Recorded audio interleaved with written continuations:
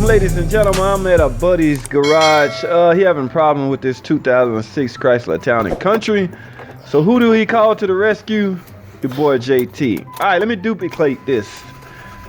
And yes, he is right. It cranks but no start. Okay. Now, he told me that on the phone. I just wanted to verify. I always verify my complaints. All right. So let me go into the hood, man. A couple things you can do real quickly. You can check for spark real quick. You can check for fuel real quick. Now, sometime I'll pull a plug off and stick a plug inside this wire and have somebody spin it over and see if I'm getting a spark. That's, my friends, not a good suggestion. So let's do something real quick. We can verify, or we can verify if it's getting fuel pressure. What I mean by that is we can simulate fuel pressure. Okay, just say hypothetically it wasn't getting gas.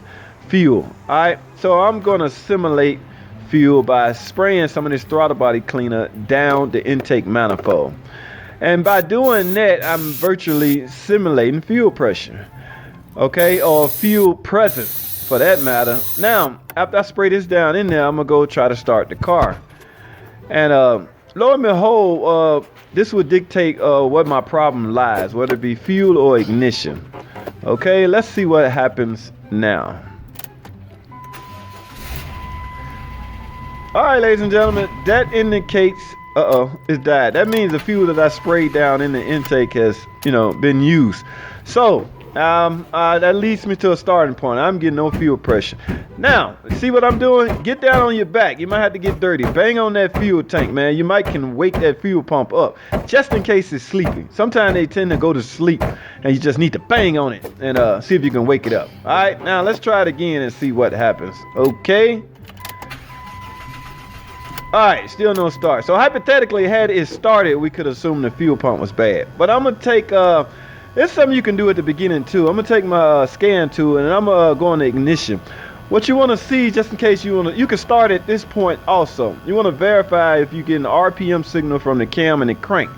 That indicates ignition, alright? So I was getting RPM from the cam and crank. Now, what I want to do personally is verify that I'm getting power supply and the ground to the fuel pump, because never guess at a fuel pump. If you're getting power and ground to a fuel pump and it's still not running, ladies and gentlemen, that fuel pump is internally shorted.